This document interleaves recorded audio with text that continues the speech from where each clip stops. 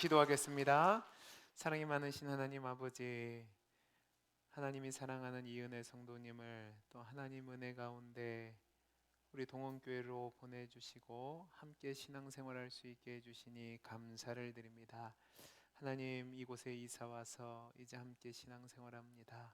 그 발걸음이 복이 되게 하시고 함께 신앙생활하는 가운데 하나님이 주신 은혜를 풍성히 누릴 수 있도록 은혜 위에 은혜를 더하여 주옵소서.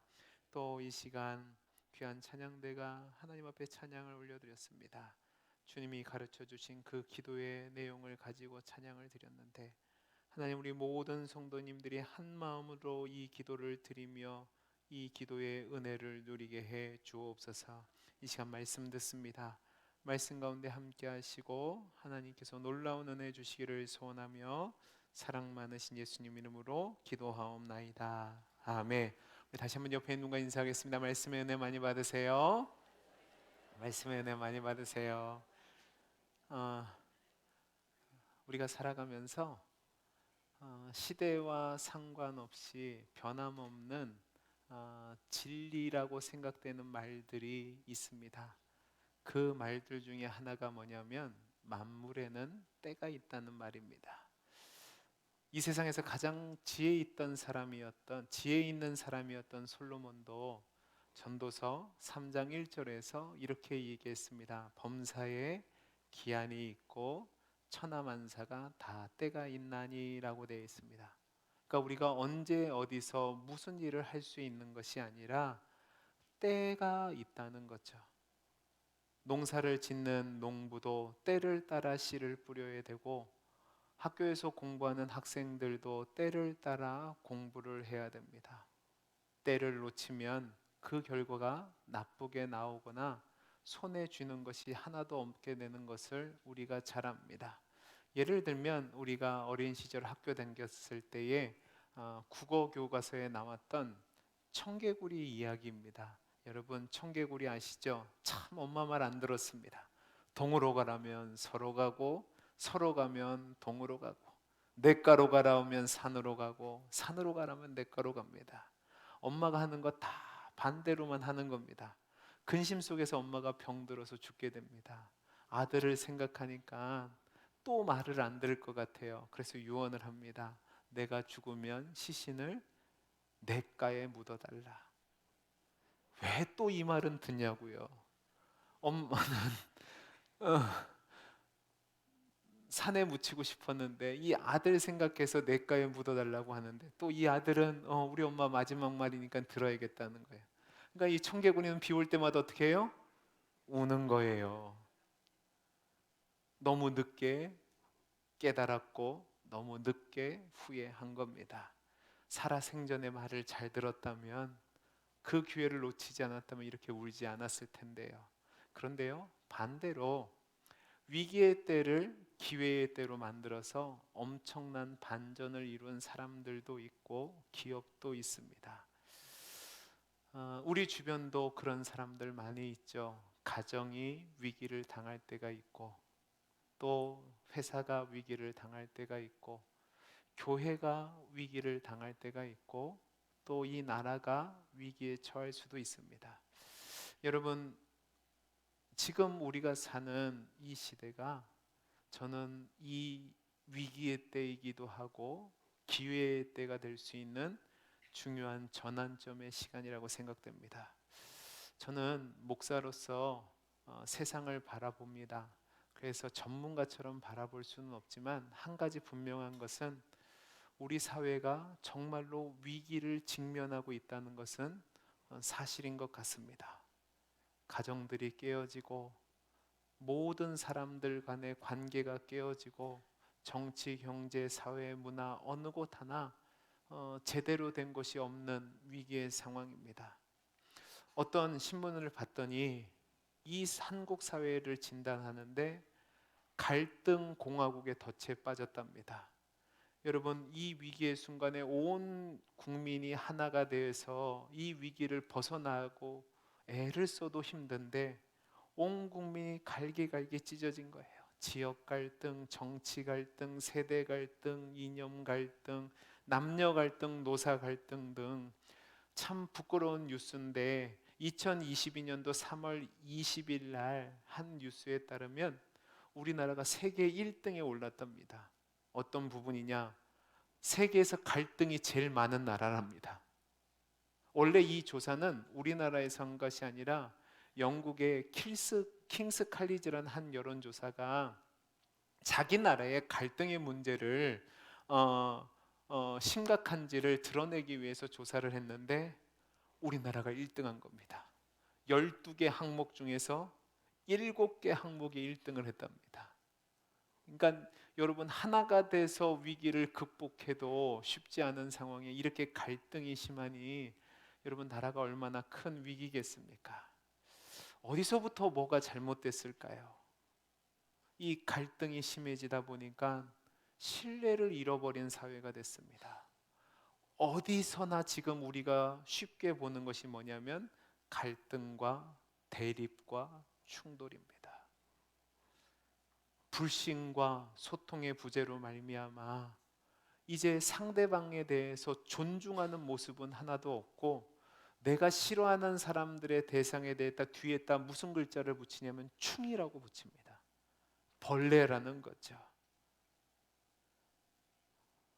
여러분, 이렇게 소통과 신뢰가 없는 이 갈등의 혼동의 시대, 문제는 그 어두움의 그림자가 교회 안에까지 들어온 겁니다.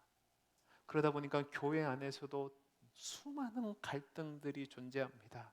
여러분, 물론 사람들이 살다 보면 개인의 욕구도 있고 또 경쟁도 해야 되니까 다툼과 갈등이 있는 것은 당연한 겁니다. 그런데 더 큰 목표와 공동의 선을 위해서는 양보하고 배려하고 협력해야 되는데, 여러분, 지금 우리나라의 상황을 보면 전혀 그렇지 않단 말입니다. 상대방을 신뢰하지 않고 남을 믿지 못하는 상황 가운데서 내가 양보를 안 하니까 배려도 없어졌죠. 그러니까 늘 싸우는 겁니다. 문제는 교회가 그런 일에 앞장서고 있다는 겁니다. 목사들이 강단에서 정치를 논합니다. 교회가 부를 추구합니다. 기득권을 유지하기 위해서는 몸부림을 칩니다. 그러니까 세상보다 못한 갈등이 교회 안에 있고, 그리스도 안에서 한 지체라고 하는데, 한 형제 자매라고 하는데 서로를 믿지 못하고 싸우는 희한한 시대가 됐습니다. 그런데 문제는 이런 갈등과 다툼과 분열이 계속되면 그 공동체는 결국은 망하게 된다는 사실입니다. 여러분, 우리나라 역사가 그걸 보여주고 있잖아요. 여러분, 근데 한번 잘 생각해 보죠. 여러분, 우리나라가 어떤 나라입니까? 일제강점기를 지나고 한국전쟁을 지나면서 전 세계에서 가장 못 살던 나라였습니다. 근데 하나님이 은혜 주셔서 복을 주셔서 여기까지 온 겁니다. 근데 이 과정 속에서 우리 백성들 모두가 수고하고 헌신했겠지만 그것 위에 있었던 것이 바로 하나님의 은혜입니다. 이 땅의 백성들의 5분의 1이 하나님을 섬긴다고 하며 하나님 앞에 기도하고 은혜를 구할 때 하나님이 복을 주신 거죠. 근데 지금의 한국의 모습을 보면 총체적인 불신의 늪에서 허우적거리고, 가정도 그렇고 사회도 그렇고 교회도 그렇고 서로 믿지 못하는 가운데 갈등과 분쟁으로 위기 상황 가운데 있습니다. 이런 위기를 어떻게 해결하면 좋을까? 어떤 문제에서 이런 일이 일어났을까? 여러 가지 말들을 하는데, 제가 목사로서 여러분에게 분명히 말씀드릴 수 있는 것은 사람의 방법으로는 이 문제를 해결할 수 없습니다. 그러면 어떻게 하면 이 문제를 해결할 수 있을까? 성경에서 해답을 찾아야 합니다. 왜? 하나님과의 관계가 바로 회복되어질 때에 사람들과의 관계가 회복되게 되고, 그 상황 속에서 위기의 때가 기회가 때가 된다는 것을 성경이 계속해서 우리에게 말해주고 있기 때문에 그렇습니다. 여러분, 성경은 우리에게 무엇을 말하느냐? 너가 하나님을 신뢰하고 하나님을 믿고 하나님과의 관계가 회복되면 사람과의 관계에서도 회복이 일어나지만 너가 하나님을 신뢰하지 않고 하나님을 믿지 않고 하나님 뜻에 어긋나게 되면 사람들과의 관계도 깨어진다는 겁니다. 가장 대표적인 것이 사사시대죠. 여러분, 사사시대를 한마디로 얘기하면 왕이 없음으로의 시대입니다. 1차적으로는 인간적인 왕을 얘기하는 거지만 근본적으로는 하나님이 왕이 되지 않는 시대였다는 겁니다. 하나님을 알려고 하지도 않고 하나님 뜻대로 살려고 하지도 않고 하나님 뜻을 전하는 사람도 없고 하나님의 뜻을 따라 사는 사람도 없습니다. 각기 소견에 오른 대로죠. 그래서 그 시대를 어떤 시대라고 얘기하냐면 암흑 시대라고 얘기합니다. 각자 소견에 오른 대로 하니까 어떤 결과가 나타납니까? 무질서와 방종 속에서 서로 충돌하니까 개인주의를 넘어서 이기주의가 만연하게 돼서 사사기 말미를 보면 동족상잔의 비극이 일어납니다. 그래서 공동체가 무너지게 되는 거죠. 그래서 자신들이 하나님 주신 땅이에요. 정복한 땅이에요. 오히려 그 땅에서 그 땅 사람들에게 복속이 돼서 비참하고 처참하게 살아갑니다. 사랑하는 성도 여러분, 혹시 여러분들 중에 여러분 가정 안에서 위기가 있는 분들이 계실 수도 있습니다. 가정이 깨어질 위기 속에 있고 가정이 파탄날 위기 속에 있는 성도님들이 있을 겁니다. 또 사람들 간의 관계에서 위기 속에서 고민하는 분이 계실 수도 있고 여러 가지 문제와 상황 속에서 내가 지금 위기에 있다라고 생각하는 분들이 있을 겁니다. 저는 오늘 말씀을 통해서 여러분들이 맞이한 그 위기가 기회가 때로 바꿔질 수 있는 은혜가 임하기를 간절히 소원합니다. 여러분, 오늘 아멘 안 하시면 그냥 위기 속에 사시고 저는 모릅니다. 오늘 본문을 보시면 오늘 본문에도 위기에 직면한 한 왕이 나오는데 누구냐? 요시야 임금입니다. 여러분, 오늘 본문은 여러분이 읽어보셔서 아시겠지만 위기 상황 속에서 남유다의 왕이었던 요시야 왕의 개혁 운동을 다루고 있습니다. 여러분, 요시야가 왕이 된 때는 어떤 시대냐? 시대적으로 이미 북왕조 이스라엘은 아수르에 의해서 멸망당한 상황이었고 남유다도 멸망당하기 직전에 풍전등화의 위기 상황 속이었습니다. 왜 이런 위기가 왔냐? 성경은 그의 할아버지 므낫세 때문이라고 얘기합니다. 그의 할아버지 므낫세는 55년 동안이나 유다를 다스렸던 왕인데 그 시대는 유다 역사상 가장 어두운 시기였습니다. 근데 이 므낫세가 누구냐? 여러분, 유다 역사를 보면 몇 명의 믿음의 왕들이 있는데 그 중에 하나가 히스기야 왕이에요. 그 히스기야의 아들입니다. 히스기야가 어떤 인물이냐 하면 이스라엘 전체를 개혁한 인물이기도 하지만 개인적으로 볼 때 병이 들어서 죽게 됐을 때 하나님 앞에 간절히 기도해서 하나님으로부터 15년이나 생명을 연장받을 수 있도록 은혜를 입은 사람입니다. 그리고 여러분, 이 15년의 기간 중에 낳은 아들이 이 므낫세예요. 근데 이 므낫세는요, 남유다 역사상 가장 악한 왕이 됩니다. 이 므낫세에 대해서 성경은 뭐라고 평가하냐면 열왕기하 21장 11절 말씀을 보시죠. 우리 같이 한번 읽어보죠. 시작. 유다 왕 므낫세가 이 가증한 일과 악을 행함이 그 전에 있던 아모리 사람들의 행위보다 더욱 심하였고 또 그들의 우상으로 유다를 범죄하게 하였도다. 여러분, 이 말이 뭐죠?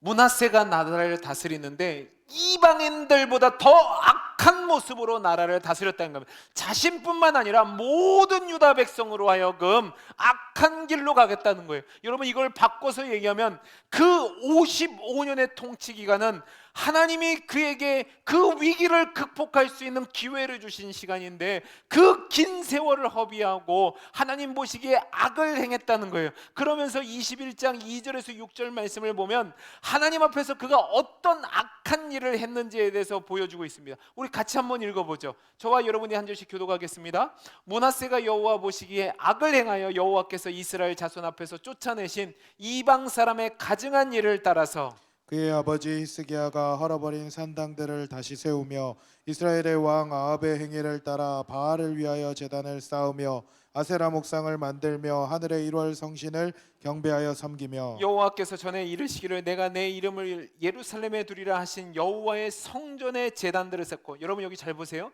여호와의 성전에 제단들을 쌓았다는 것은 하나님께 드릴 제단을 쌓은 게 아니라 이방 신들에게 제사를 드릴 제단을 쌓았다는 겁니다. 여호와의 성전 안에 말입니다. 그 다음에 읽어주세요. 또 여호와의 성전 두 마당에 하늘의 1월 성신을 위하여 제단을 쌓고 같이 읽습니다. 또 자기 아들을 불 가운데로 지나게 하며 점치는 사수를 행하며 신접한 자와 박수를 신임하여 여호와께서 보시기에 악을 많이 행하여 그 진노를 여러분 뭐라고 일으켰으며. 얘기합니까? 악을 많이 행하여 하나님의 진노를 일으켰답니다. 그가 행한 악이 뭡니까?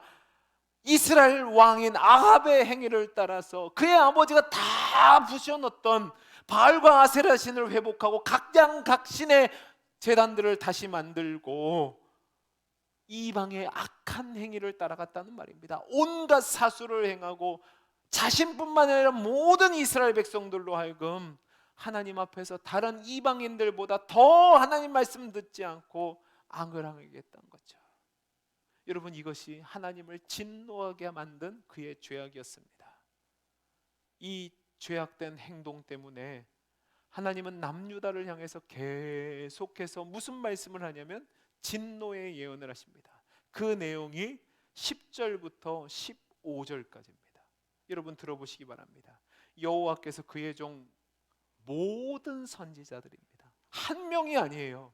여러 선지자들을 보내서 남유다를 향해서 진노를 하시는데, 이 11절 보시기 바랍니다. 유다 왕 므낫세가 이 가증한 일과 악을 행함이 그 전에 있던 아모리 사람들의 행위보다 더욱 심하였고 또 그들의 우상으로 유다를 범죄하게 하였더라. 그러므로 이스라엘 하나님 여호와가 말하노니 내가 이제 예루살렘과 유다에 재앙을 내리니 듣는 자마다 두 귀가 울리리라. 내가 사마리아를 잰 줄과 아합의 집을 다림 보던 추를 예루살렘에 베풀고 또 그 사람이 그릇을 씻어 엎음같이 예루살렘을 씻어버릴지라. 내가 나의 기업에서 남은 자들을 버려 그들의 원수의 손에 넘긴즉 그들이 모든 원수에게 노략거리와 겁탈거리가 되리니 이는 애굽에서 나온 그의 조상 때부터 오늘까지 내가 보기에 악을 행하여 나의 진노를 일으켰음이라 하셨더라. 여러분 잘 보세요. 얼마나 무서운 하나님의 심판의 말씀입니까? 그런데 여러분, 하나님이 이 말씀을 주신 것은 심판을 행하라고 주신 말씀일까요? 아니면 돌이키라고 주신 말씀일까요? 돌이키라고 주신 말씀이에요. 여러분, 우리가 요나서를 통해서 알잖아요. 요나를 니느웨로 보냅니다. 니느웨를 보내서 하나님이 40일 뒤에 심판하신다고 얘기합니다. 심판하려고 한 거예요. 그들을 돌이키려고 하는 거예요. 돌이키려고 하는 거죠. 이방 민족임에도 불구하고 그들이 돌이켰기에 하나님의 심판에서 구원을 받았습니다. 그런데 문제는 이 므낫세는 하나님이 55년 동안 경고의 말씀을 주셨는데 꿈쩍도 하지 않고 계속해서 죄를 짓습니다. 하나님이 기회를 주셨는데 그 기회를 놓쳤단 말입니다. 여러분, 이런 므낫세의 죄는 하나님 편에서는 있을 수 없는 배은망덕한 행위입니다. 왜냐하면 제가 앞에서도 말씀드렸지만 이미 북왕조 이스라엘이 하나님의 진노로 말미암아 멸망을 당했습니다. 그런데 남유다가 왕국으로 그나마 유지하고 있는 것, 유다가 힘이 있고 능력이 있어서가 아니라 하나님의 전적인 은혜입니다.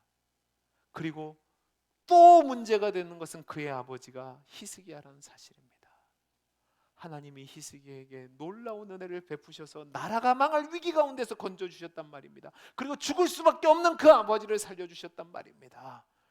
여러분, 히스기야는 하나님의 은혜 가운데 왕으로 생활을 하면서 하나님 앞에 정직하게 행하고 산당과 주상들을 제거하고 깨뜨리고 바알과 아사라 목상을 찍어서 없앤 종교개혁을 행한 왕입니다.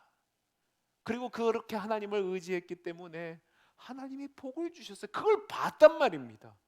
그러면 여러분 잘 생각해 보세요. 히스기야가 므낫세가 어릴 때마다 늘 했던 말이 뭘까요? 므낫세야, 하나님 잘 섬겨야 된다.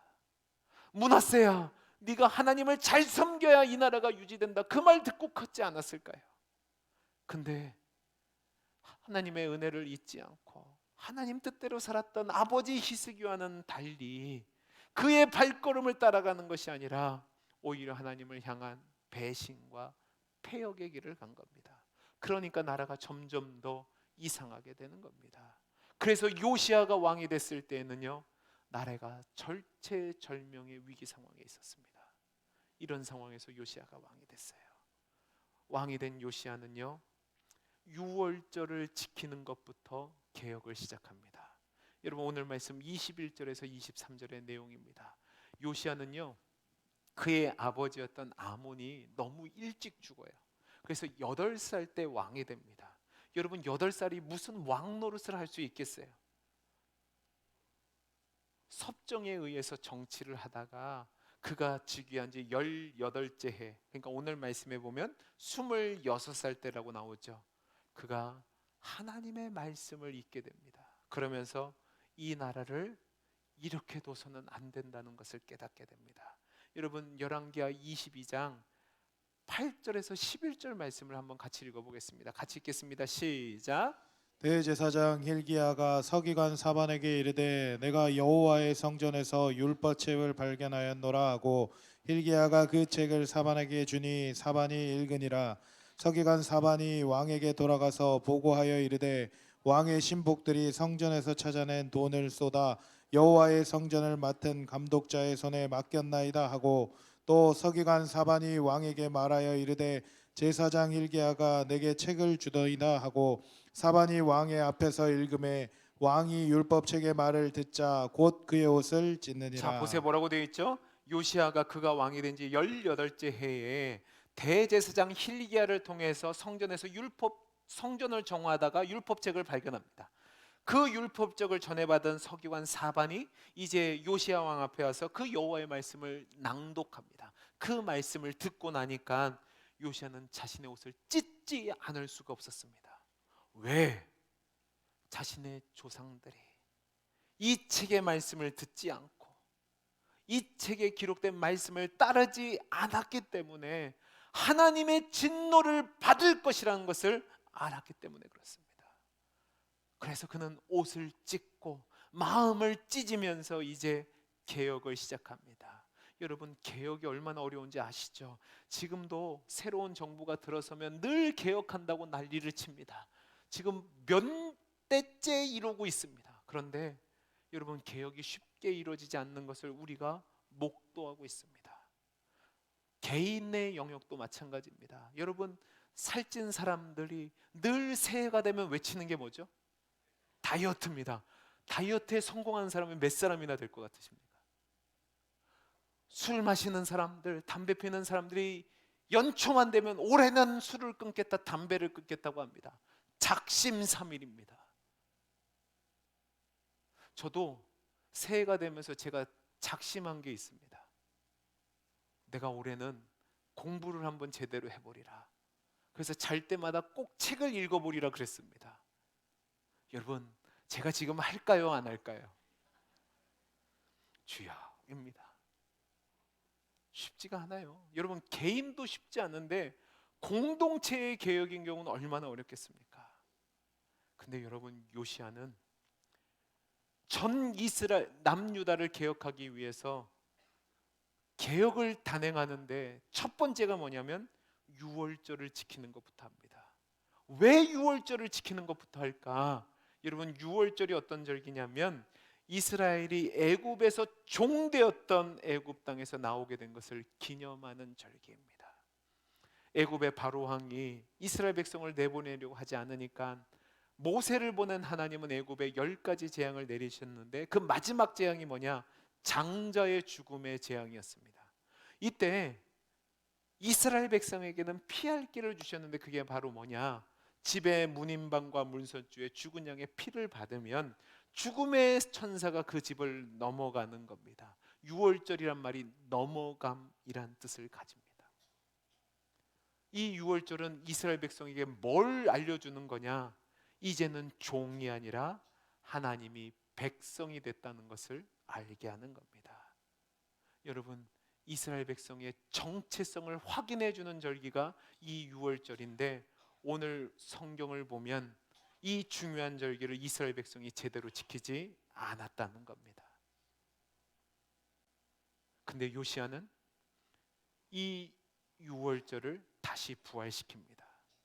이 유월절을 부활시켜서 요시야는 모든 유다 백성들에게 나는 누구인가?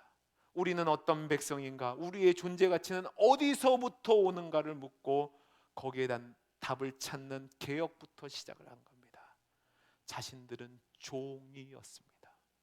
자격이 없는, 희망이 없는 존재라는 말입니다. 그런데 하나님의 택하심 가운데 하나님의 은혜를 입고 이제 종에서 벗어나 하나님의 백성이 됐습니다. 그게 자신들의 정체성이에요. 그 확인을 하는 개혁을 시작한 겁니다. 그 하나님을 기억하니까, 그 은혜를 생각하니까 마음속에 기쁨과 감사가 생기기 시작한 겁니다. 그러니까 이제 거기서부터 무엇이든지 다시 시작할 수 있다는 용기가 생긴 거죠. 저는 여러분 여기에 우리의 사명이 있다고 생각합니다. 여러분 가정에 위기가 있습니까? 우리 교회의 위기가 있습니까? 이 나라 이 민족의 위기가 있습니까? 어떻게 해결해야 될까요? 바로 저와 여러분이, 우리 교회가 우리가 어떤 존재인지에 대한 정체성을 확인하는 것부터 시작해야 됩니다. 다른 말로 하나님과의 관계를 바르게 정립하고 그 관계를 회복하는 것부터 시작해야 된다는 말입니다. 우리는 늘 개혁하면 다른 사람 탓합니다. 다른 교회 탓하고 다른 지도자 탓하고 다른 배우자 탓하고 다른 가족들 탓합니다. 여러분 거기서 시작하면 절대로 개혁이 일어나지 않습니다. 여러분 요즘 텔레비전을 보면 이혼 숙녀 캠프라는 프로그램이 있습니다. 전 잘 모릅니다. 한 번도 제대로 본 적이 없습니다. 그런데 뉴스를 통해서만 보면 거기 나온 사람들이 그래도 가정 문제를 해결하겠다고 나와요. 근데 다들 하나같이 하는 말이 다 누구 탓이래요? 상대방 탓이랍니다. 여러분 제가 전공이 상담입니다. 근데 그렇게 해서는 절대로 문제 해결이 일어나지 않습니다. 나를 먼저 보는 게 중요하죠. 내가 먼저 변화하겠다고 마음을 먹을 때, 내가 먼저 시작할 때 우리 가정이 변화가 되고 우리 교회가 변화되고 우리 나라가 변화될 수 있습니다. 왜 아멘을 안 했어요? 아직도 남 탓 같아요? 저놈의 남편만 바꿨으면 내가 이런 인생 안 살 텐데, 저놈이 쉽기 때문에 내가 이렇게 여러분 그렇게 해서는 문제 해결이 안 돼요.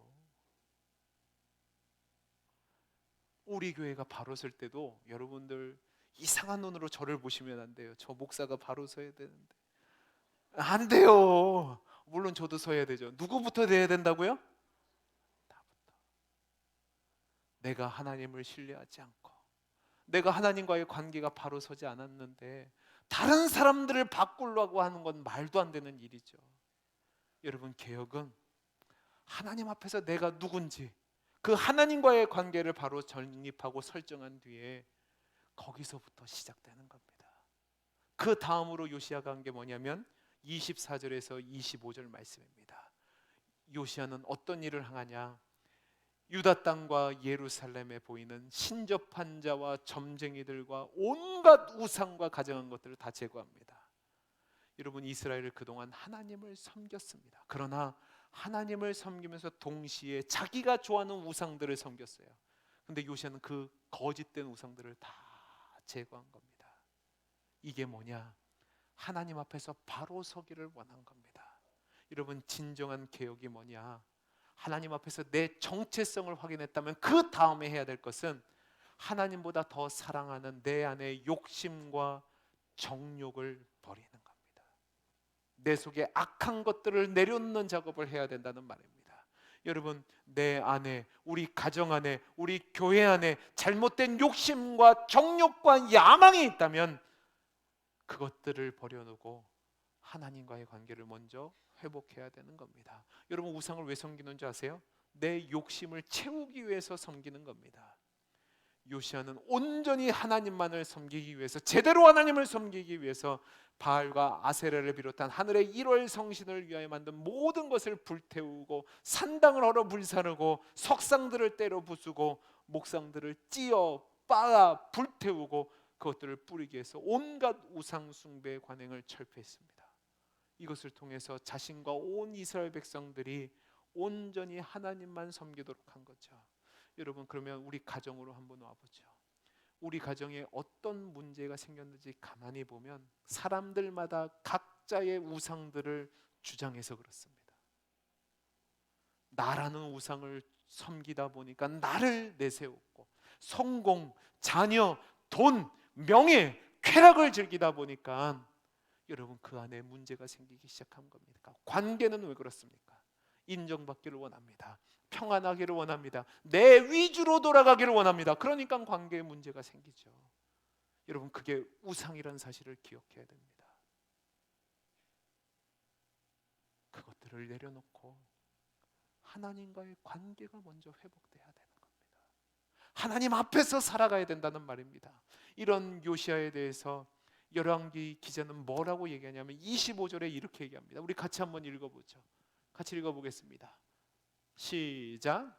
요시아와 같이 마음을 다하며 뜻을 다하며 힘을 다하여 모세의 모든 율법을 따라 여호와께로 돌이킨 왕은 요시아 전에도 없었고 후에도 그와 같은 자가 없었더라. 여러분, 이런 개혁이 우리 안에 일어나야 될 줄로 믿습니다. 여러분, 내가 먼저, 우리 교회가 먼저 개혁하고 나아가야 돼요.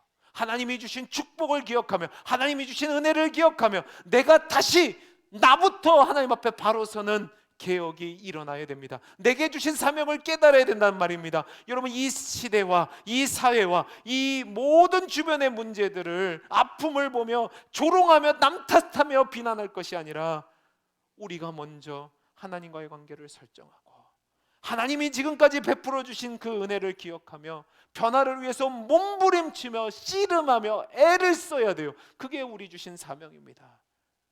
버려야 될 것이 무엇인지 확인하고 냉철하게 판단하고 실행해야 됩니다. 내 정욕과 욕심을 다 버리고 하나님만 섬기기 위해서 잘못된 것, 나쁜 것들 다 제거해야 됩니다. 가정에 나쁜 습관들이 있습니까? 여러분이 가정 안에서 행하는 모든 나쁜 습관들이 있다면 버려야 된단 말입니다. 우리 교회 안에 나쁜 모습들이 있습니까? 버려야 된다고요. 이 사회도 마찬가지입니다. 정치, 교육, 문화, 사회 모든 전반에 옳지 못한 것들이 있다면 하나님 뜻 가운데 버리는 작업을 해야 됩니다. 누구 먼저요? 나부터요. 정의와 공의가 하수같이 흐를 수 있도록 우리 그리스도인들이 먼저 바르게 살아가야 돼요. 그리고 본질로 돌아가 하나님 뜻 가운데 하나님 앞에서 살아가야 돼요. 근데 문제는 그 시기가 너무 늦으면 안 된다는 겁니다. 여러분, 오늘 주보를 보세요. 주보를 보시면 오늘 설교 제목이 나와 있습니다. 설교 제목이 뭐라고 되어 있죠? 긍휼의 때를 따르는 개혁입니다. 여러분, 너무 늦어지면 긍휼의 때가 사라진다는 사실입니다. 분명히 25절에 요시아 전에도 후에도 그와 같은 자가 없다고 얘기합니다. 근데 놀랍게도 그런 계획을 했음에도 불구하고 하나님은 남유다를 멸망시키려는 계획을 버리지 않습니다. 오늘 말씀 26절 27절입니다. 충격적이지 않나요? 분명히 요시아의 행동을 칭찬하셨어요. 그러면 하나님이 하나님 뜻을 돌이킬 수 있어야 돼요. 근데 돌이키지 않으세요. 유다를 향하여 내리신 크게 타오르는 진노를 돌이키지 않겠다고 말씀하십니다. 왜? 하나님이 기회를 주셨는데 그 기회를 놓친 거예요. 너무 늦은 거예요. 하나님 마음을 너무 아프게 하니까 하나님이 분명히 요시아가 개혁을 했음에도 불구하고 때를 지난 개혁이기 때문에 하나님이 그 다음 세대에 멸망하겠다고 얘기합니다. 여러분, 변화와 개혁은 내일 하는 것이 아닙니다. 은혜의 때가 늘 있는 것이 아니란 말입니다. 문제를 알았다면 바로 지금부터 해야 됩니다. 변화와 개혁이 늦어져서는 안 되는 겁니다. 유다의 멸망의 이유는 너무나도 분명합니다. 하나님의 은혜를 잊고 우상을 섬기며 죄악 가운데 살아갔습니다. 하나님의 말씀을 잊어버리고 하나님의 말씀을 지키지 않았어요. 하나님의 경고를 무시하고 하나님의 인내를 잘못 이해했습니다. 제때 돌아서지 않으니까, 개혁하지 못했으니까 비참하게 멸망을 당한 겁니다. 여러분, 제때를 놓치고 이루어진 개혁은요, 쇠망으로 들어선 역사를 돌이킬 수 없습니다. 우리 나라, 우리 교회, 우리 가정, 여러분 개인 모두가 하나님 은혜로 여기까지 왔습니다. 그런데 그 은혜를 잊고 하나님 말씀대로 살아가는 것이 우리의 살 길임에도 불구하고 하나님 뜻과는 상관없이 세상의 흐름에 따라 살아가셨다면 여러분, 오늘 이 설교가 여러분에게 주는 마지막 기회일 수도 있습니다. 하나님이 여러분에게 주신 사명을 확인하고 하나님을 신뢰하며 개혁의 길로 나아가야 될 줄로 믿습니다. 혹시 여러분 개인의 위기 가운데 있으신 분이 계십니까? 여러분, 다른 사람 탓하지 말고 나부터 봐야 됩니다. 하나님과의 관계를 설정하고 하나님 앞에서 잘못한 것이 있으면 내버리고 하나님보다 더 사랑한 것이 있다면 내버리고 하나님만을 온전히 섬기는 개혁부터 시행해 나가야 됩니다. 혹시 여러분 가정에 위기 상황에 있는 분이 계십니까? 아내 탓하지 마시고 남편 탓하지 마시고 부모님 탓하지 마시고 자녀 탓하지 마시고 나부터 내가 우상을 섬겼던 것이 있으면 내려놓고 하나님 은혜로 여기까지 왔는데 늘 불평하고 원망하고 다른 사람 탓했던 거 내려놓고 하나님 앞에서 몸부림치는 씨름이 여러분에게 있기를 간절히 소원합니다. 우리 교회도 마찬가지입니다. 우리나라도 마찬가지입니다. 저는 우리나라가 아직 소망이 있다고 생각합니다. 어디서부터요? 저와 여러분부터 하나님의 은혜에 합당한 반응을 하면서부터 그 일이 이루어질 줄로 믿습니다. 여러분, 저와 여러분이 이 나라와 이 민족을 지키는 하나님의 도구가 될 수 있기를 간절히 소원합니다. 저와 여러분부터 개혁하는 겁니다. 하나님을 신뢰하고 하나님 말씀을 따라 변화하는 삶을 살아보는 겁니다. 그 다음은 누가 역사하세요? 하나님이 역사하시는 거죠. 말씀을 마치겠습니다. 사랑하는 성도 여러분, 오늘 설교 제목을 잊지 마시기 바랍니다. 긍휼의 때를 따르는 개혁만이 은혜가 있습니다. 여러분, 제가 오늘 처음에 기원하기 전에 성경 말씀을 읽어드렸는데 시편 69편 말씀입니다. 뭐라고 여기는지 한번 보시기 바랍니다. 여호와여, 나를 반기시는 때에 내가 주께 기도하오니 하나님의 많은 인자와 구원의 진리로 내게 응답하소서. 나를 수렁에서 건지사 빠지지 말게 하시고 나를 미워하는 자에게서와 깊은 물에서 건져 주옵소서. 이 은혜의 때, 긍휼의 때를 붙잡고 개혁하는 삶을 살아서 여러분 때문에 여러분의 가정이, 우리 교회가, 이 나라와 이 민족이 하나님의 긍휼을 얻을 수 있는 귀한 은혜가 임할 수 있기를 간절히 소원합니다.